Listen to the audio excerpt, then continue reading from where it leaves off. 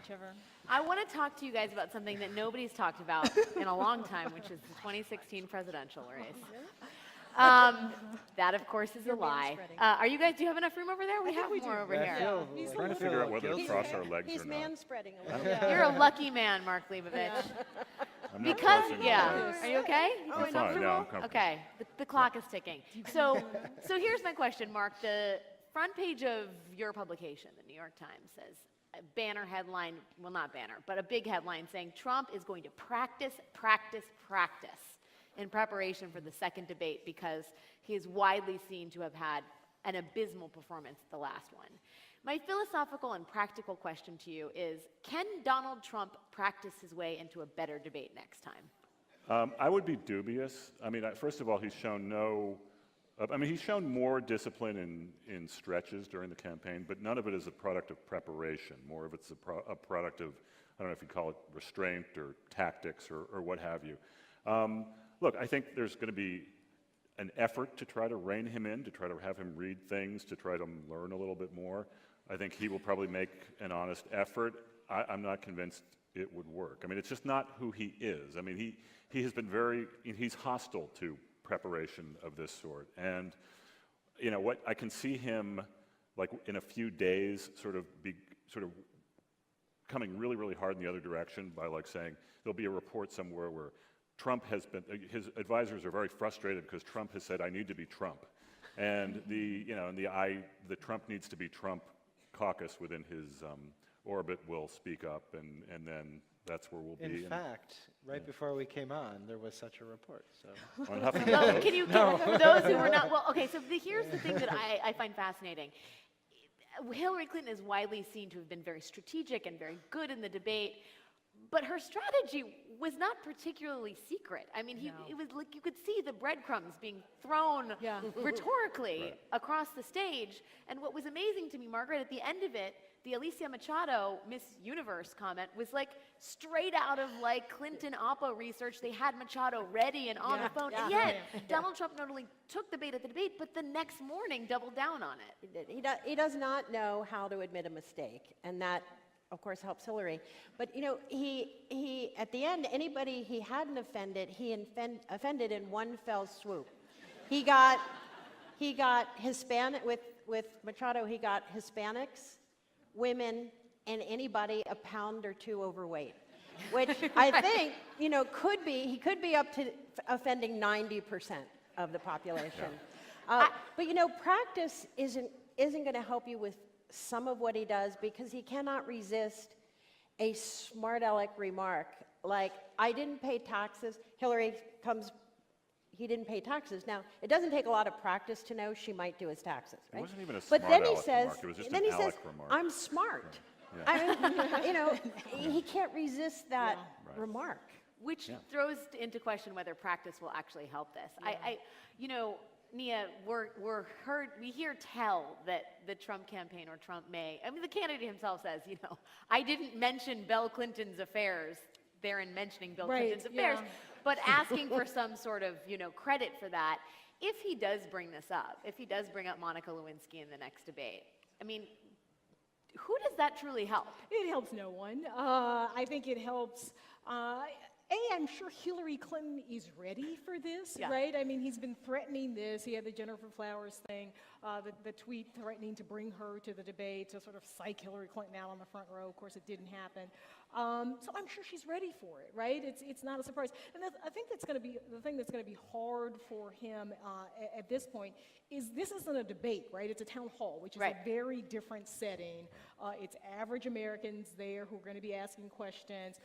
The wonderful Anderson Cooper is going to be the moderator. He's fantastic. Did he make you say that? He did. And, why don't you like Martha Raddatz? Yeah, and what do you have against her? her? Which is great, too. So it's going to be difficult, and I think that makes it even more difficult to go after Bill Clinton's infidelities in front of, you know, actual people. But again, it is Donald Trump. Let me slightly disagree. I think it does help someone if he doesn't. I think it helps Hillary Clinton because there's tons of research that's been done, and of course there's historical anecdotes to suggest that when someone attacks Bill Clinton over his infidelities or questions what Hillary was doing during that time period, it engenders a lot of sympathy for her.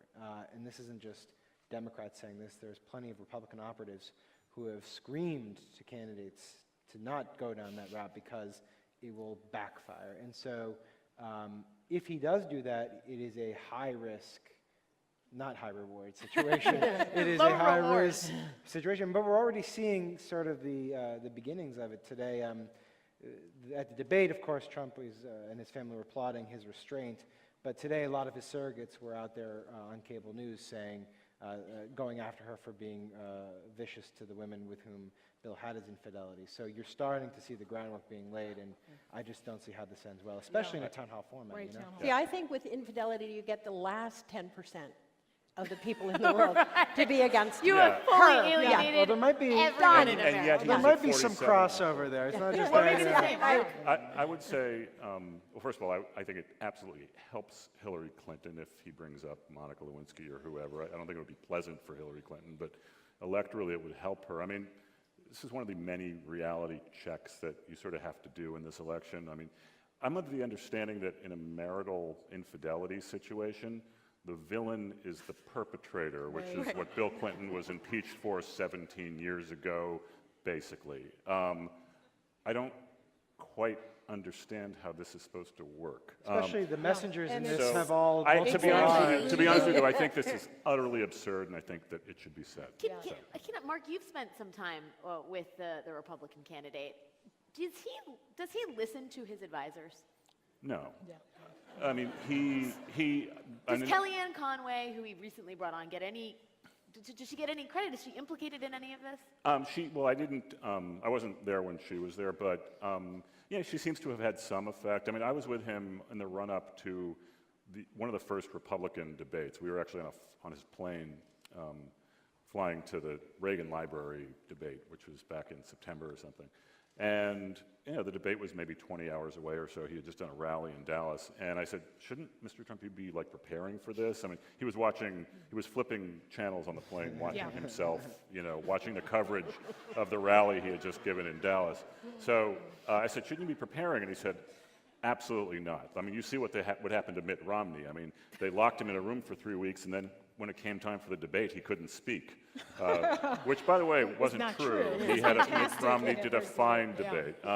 So, I mean, that's his philosophy. It's part of his defiance. It's part of his, I don't know if it's a shtick, but I mean, I think it's genuinely him. I don't think he likes the rigor of a debate prep environment.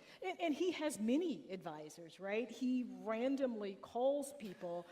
He calls reporters after his events to ask them how they think he did. I understand late into the evening he went home to rewatch the debate and then was calling people to figure out how he did, to get their assessment. So he's taking all of this in. Do you think people honestly say, "Hey, dude, you did really badly"?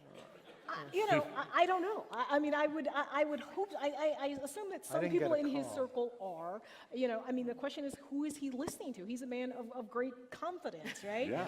And I mean, a large ego, well, and so yeah. It's like reading Drudge all day. It's like Yeah. Putin Right. reading whatever He's in this circle whatever of Pravda people. is these Yeah. days. I mean, it's like this is you, why. you can't prepare, though, for what he really needs to do, which is to show restraint and impulse control. Because if he'd done that in the debate, he would be so far ahead. Because it wasn't as if it was a complete lack of knowledge. It was an inability to resist saying temptation. things that were totally out of bounds. Yeah, and just silly stuff, right? I mean, going into the wrong. I mean, the interrupting. I mean, it was. Wasn't it smart? Yeah. No, it's like was it me yelling at the 58 to television. 58 interruptions on his part to something like 18 on Hillary? Well, I do want to talk about, I mean, I think we talk about Trump as sort of a sort of phenomenon of 2016, and if he does end up losing, I wonder if we can just kind of try and get a little philosophical at the risk of being heavy-handed about, what the fallout here could be, because you are already starting to see the ground being seeded for this narrative that the system is rigged and that the election itself may be rigged. And Sam, I'd go to you first on this. Like, there is birtherism at its root is about, those in power having an advantage and being untruthful, and that the American democracy has been corrupted. To say that the actual electoral process has been corrupted, I mean, how damaging could that be in the long term for our politics? Or do you think that the sort of Trump phenomenon and the attendant ire will be subsumed? Well, there's two parts to this, right? I mean, to the extent that people believe him that voter fraud is rampant and that the election is corrupted, that is problematic, obviously, because you'll have a huge chunk of the country just assuming that the victor here was done and elected illegitimately, and there will be even less faith in our government than there already is, and it's pretty abysmal right now. And then there's the sort of long-term repercussions of what happens if he wins. And by that I mean not just the policy, but the way he went about campaigning and the template that he sets for future candidacies. And this is as profound a problem as electoral corruption allegations.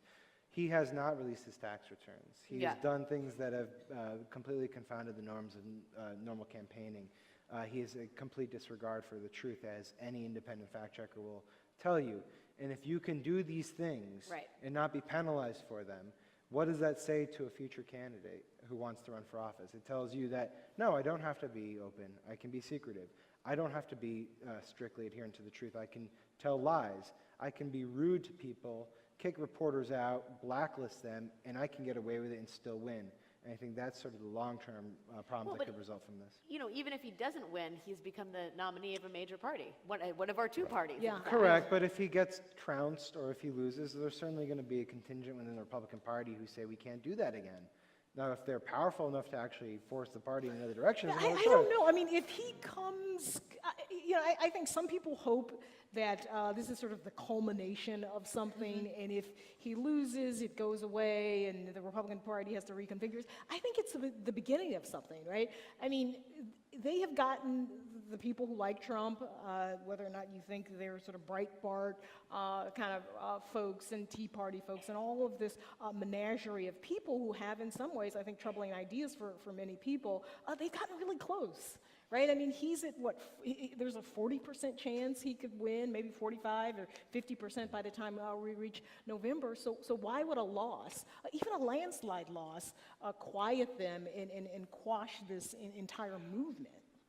I would say, I can see this both ways. I mean, I agree with Sam. I think that he exposed, or he didn't expose, I think he leveraged a just very ripe environment for hating Washington, wanting to just overhaul the whole thing, just dropping a bomb on Washington, change the whole dialect, the way politics are. I also think that if he loses, whether it's by a little bit or a lot, I think both history and the Republican Party will treat him very harshly, very quickly.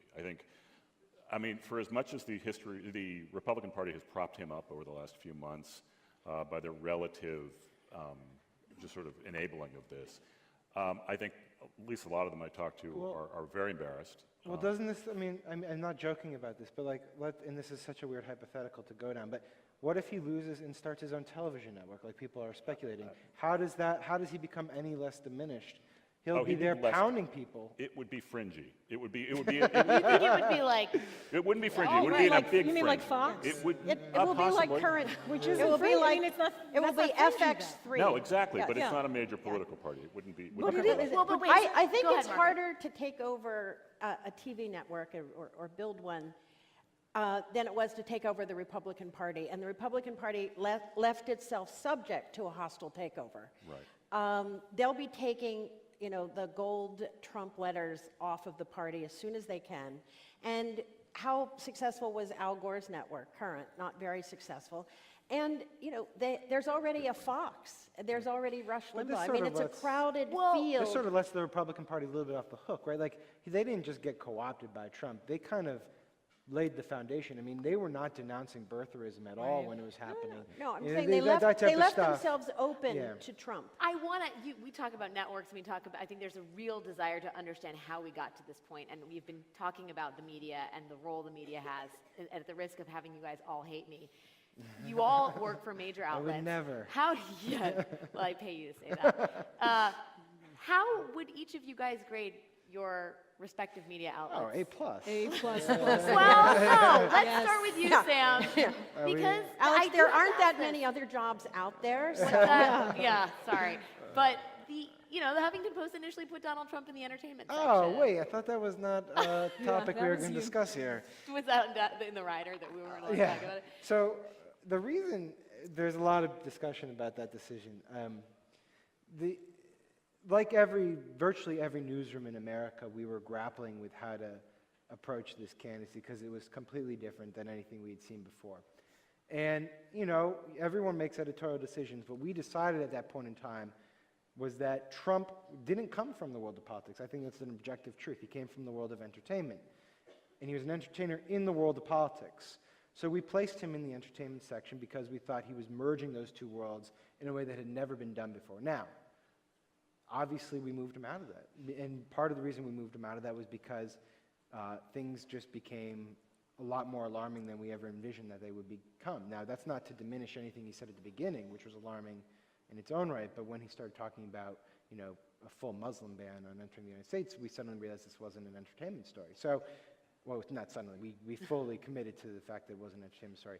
Now, as for the media grading, I mean, I think this whole notion of trying to figure out how to cover this guy editorially has persisted for the past 16 months. Yeah. I don't think any one outlet is comfortable at any single given time knowing how to do this because it is totally different than you've done before. Just look at what the New York Times, the Washington Post, the LA Times, and Politico did this past week.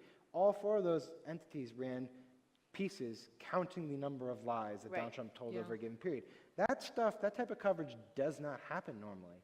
But each of these, and certainly not on those outlets, but each of these outlets sort of came to the conclusion and realized they have to do something like that. And CNN, I mean, we talk about cable, $2.5 billion in profit. There's been a lot of attention about Corey Lewandowski. You know, as someone who's in the mix, like where does the business, you know, there's the intersection of sort of what the Fourth Estate stands for and a business model. Right?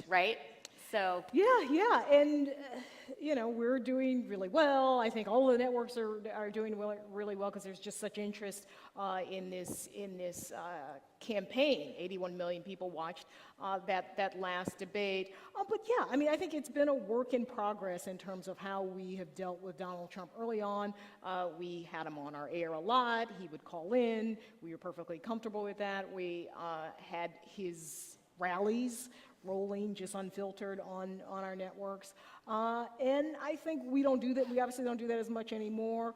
We also have started to, on the screen, we'll fact check him in the banner. Like, for instance, in pretty blunt terms. Pretty bluntly. Too. Like, you know, I think at some point he said that Obama was the founder of ISIS. Yes. So he had, you know, that Trump, Obama, founder of ISIS. He is not. Parentheses. He is not. He isn't. Right. So helpful to our viewers there. But yeah, it's a work in progress. And yes, we have gotten some scrutiny around Corey Lewandowski, and so every time he's on our air, we introduce him as someone who still getting severance payment from the Donald Trump campaign, which is a little wordy to say as an introduction, but we do that. But the Times has been, as Sam points out, I mean, there was 31 whoppers told by Donald Trump. That is not something you would see in the Times before, and that's new for, I think, any print journal. I mean, you don't actually use words like that, even in the, I mean, this campaign is sort of vaulted. I don't remember ever seeing something like that in 2012. No, I would say this, though, sort of in the broad sense. I do think, I mean, a lot of people have blamed the media for a lot of things in this race. I honestly don't buy the notion that Trump's if Trump's a con man, he's a very bad con man. Because at this point, who doesn't know what this guy is about? Right. I mean, a lot of it's because of good investigative journalism, a lot of it's because of live television, a lot of it's because of good interviews. I mean, sure, there's been some trash and enabling along the way, and we evaluate this every day.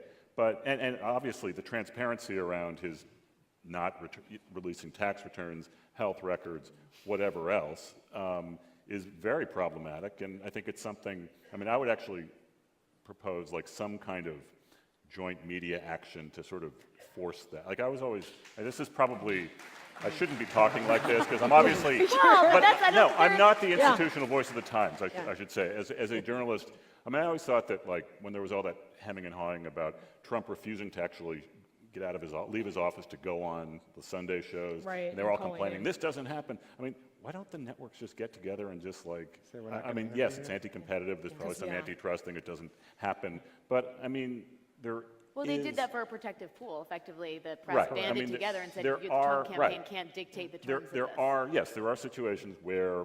No, but I agree with you. When we were banned from entering the Trump rallies as a member of the media, along with the Des Moines Register, it would have been nice to see other outlets say, this is unacceptable, we're not going to cover until you let them back in. But there is a collective action problem that persists in the press, as it does in most entities. And so, this is one of these things that after this campaign, I would encourage editors at different outlets to get together and figure something out. Just to turn the conversation a little bit, when we talk about, 2016, I wonder if you guys think, this statistic came out that 9% of the people who watched the debates changed their minds. And that to me was amazing, because the fact that anybody was still malleable at this point in American politics. I thought that number was high. Yeah. I thought the most interesting high. statistic was that 18% of the people were bored. And I'm wondering, what are they doing in the evenings? Are they champagne and party hats? And what are they doing? They polled my daughters. Yeah. Oh, they did? No, they didn't. Oh, They did. oh, she's out partying. Well, no, one of the younger ones. Well, that's both distressing and intriguing that 18% of people were bored. But do you think that undecided voters will ever again exist in American politics? I don't really think Let's they go, exist. Margaret. I don't think they exist Wait, now. I mean, you do have your low information voter, or so-called, that you've done a lot of work, but they don't read the failing New York Times. So That's a Trumpism. It's a Trumpism. Yes, Yeah. there is an impression, I don't think you're Thank associated with anything failing. There is the impact of it was hyped, We did as hype it was a supersized event and people were watching. So for the low information voter, it might have a significant impact. 90% sounds astonishing. Well, there I'm sure Well, you some said high- 9%? 9%. 9. Oh, 9! Yeah, Single nine. digit. Nine. That'd be incredible. Yeah, 90% Yeah. would be That'd be amazing. incredible. Yeah. I thought 9 was thank you. high. Can you Even quote 90 is Emily basically Watella everyone. now? Yeah, but think about it this way. Yeah. But Think about it this way: if Someone 60 get million that. people vote in, if You 60 got- million she got people it. vote in an election, we're talking about what? Like, I can't do Is math. it 60 million? It's 100 million, then it's It's like 9 million. 120 million. Yeah, Then it's if like 100 million people vote in elections, that's 9 million people who made up their minds on Monday. Yeah. Right. Also, That I happen seems to high think- to me. That's- I think I that's happen high, to think yeah. it's not just between Trump and Clinton, though. These are people who are deciding between whether to do Jill Stein or Clinton or Gary Johnson and Trump or sit it out entirely. Yeah. and- There are also, a lot of these people are higher information voters who are Republicans who despise Hillary Clinton, and they have been undecided for many months over whether Trump is so bad that they couldn't ever consider voting for him, or for her, and perhaps he went below a threshold that Yeah. Yeah, allowed which is them why it to. was So there so- are different yeah. kinds of indecision here. It's not. Which is why it was such a poor decision by Donald Trump to not prepare, right? Because there were so many people on the sidelines, so many people looking for him to do well. And You would failed. think he would have prepared. Well, Yeah. we will see how he performs at the next event, the town hall. I'm sure that all of your thoughts and analysis. Let's do about this it will again be- after Let's that do it one. again. Yes. Anytime. Thank you all for the Thanks, time. guys. Thank you. Thank you all for listening.